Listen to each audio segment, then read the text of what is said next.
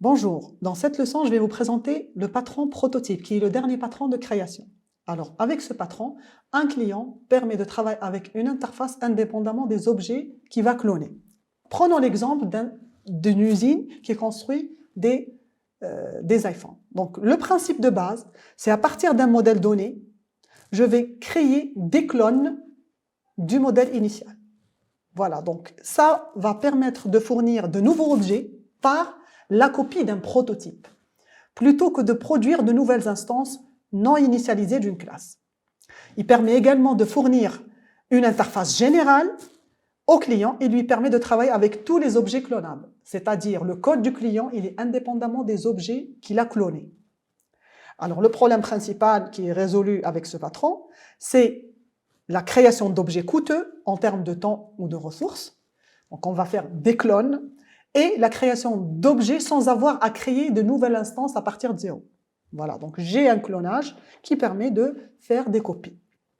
Alors la solution de ce patron, c'est de cloner des objets qui existent pour créer de nouveaux objets avec la propriété identique ou similaire à l'aide de la méthode clone de l'interface clonable, ce qui permet de gagner du temps et des ressources. Il permet également de modifier dynamiquement les propriétés de l'objet cloné sans affecter l'objet original et améliorer la flexibilité du code. Alors, la structure. Alors, on a déjà une interface prototype qui va avoir une méthode clone.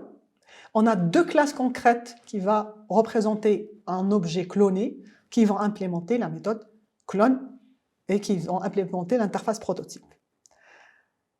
Prenons l'exemple ici, donc je vais essayer de cloner device. Alors, à gauche, j'ai l'interface prototype qui est équivalente à device, qui est une classe abstraite qui contient des méthodes, la méthode clone, power on, add device. Je vais faire un clonage, donc je vais créer un iPhone et un Samsung à partir de ce device-là. Comment? Donc, le device va utiliser les méthodes qui sont les clones qui sont dérivés de la classe derive-register qu'on va voir par la suite. Alors, on va commencer avec la classe device, qui est une classe abstraite. Cette classe, il faut noter que cette classe doit implémenter clonable, que vous connaissez. Donc ici, je vais implémenter clonable. Donc j'ai object clone, je vais retourner super.clone. Je vais implémenter, je vais déclarer mes méthodes, donc power on, add device, etc.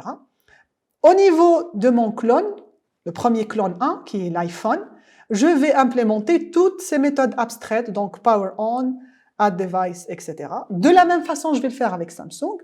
Et ce qui est important ici, c'est que device va utiliser le device registry, qui est une classe qui permet de récupérer le device avec son identifiant, donc le clone qui va être créé par device. Donc, avec aussi la méthode load device, je vais charger l'iPhone en appelant new iPhone et je vais charger le Samsung en appelant new Samsung. Au niveau du client, tout simplement, je vais charger les devices en utilisant device registry et je vais récupérer les devices. Par la suite, appeler le power on et add device du prototype qui est device, que ce soit iPhone ou Galaxy. Alors, les usages connus de ce patron, c'est qu'il permet de créer d'objets coûteux, donc copier un objet existant plutôt que de créer à partir de zéro. Donc, si on a besoin de créer des objets coûteux, c'est la meilleure façon de le faire. Créer des objets polymorphes, ça veut dire qui ont plusieurs formes possibles. Et aussi, on le retrouve dans la gestion des versions. Si un objet subit des modifications fréquentes, la copie d'un objet existant peut aider justement à gérer les versions de l'objet. L'analogie, donc on peut faire l'analogie très basique, c'est quand je fais copie des fichiers ou des répertoires. Donc c'est vraiment du clonage, c'est le patron prototype. Le template de code, si je travaille avec les templates, l'interrogation d'une base de données, le clonage de l'objet de connexion initialisée, donc je vais faire un clonage pour accéder à la base, et l'instance d'objet, quand je fais une instance, je suis en train de copier la classe qui l'a définie. Alors, des exemples plus concrets, par exemple la création de clones de machines virtuelles. Il y a des copies virtuelles, par exemple, d'un système d'exploitation ou des programmes, je peux faire le clonage. La méthode clone de la classe objet, justement qu'on a vu tout à l'heure, qui permet de créer une copie d'un objet dont la classe doit implémenter l'interface clonable pour que la méthode clone puisse être appelée. Donc, j'ai aussi Java Util ArrayList, Java HashMap aussi, qui est un exemple, voilà, qu'on appelle. Alors, les avantages de ce patron, principalement, il permet de réduire la duplication de code. Bien sûr, avec le clonage, on a un code moins dupliqué. Réduction de temps de création des objets, en évitant de créer de nouvelles instances à partir de zéro. Création d'objets dynamiques, en clonage des objets qui sont déjà existants. Et garantir la cohérence de la structure des objets créés. Les inconvénients, alors il y a une certaine complexité quand même. On a un code un peu plus compliqué en ajoutant une couche supplémentaire de clonage d'objets. Si vraiment on surutilise ça, ça va complexifier le code. On va avoir aussi le risque de confusion. Si les développeurs ne maîtrisent pas vraiment ce patron, il y a plusieurs clonages, donc ici il faut faire attention. Le coût initial plus élevé nécessite de créer des classes spéciales de prototypes et de les instancier. Donc ici, il faut vraiment une connaissance initiale du prototypage. En conclusion, ce patron permet de réduire la duplication de code. Il crée des objets de façon dynamique. Il est très utile dans les applications qui créent de nombreux objets similaires et qui nécessitent une création dynamique d'objets. Il réduit le temps de la création des objets.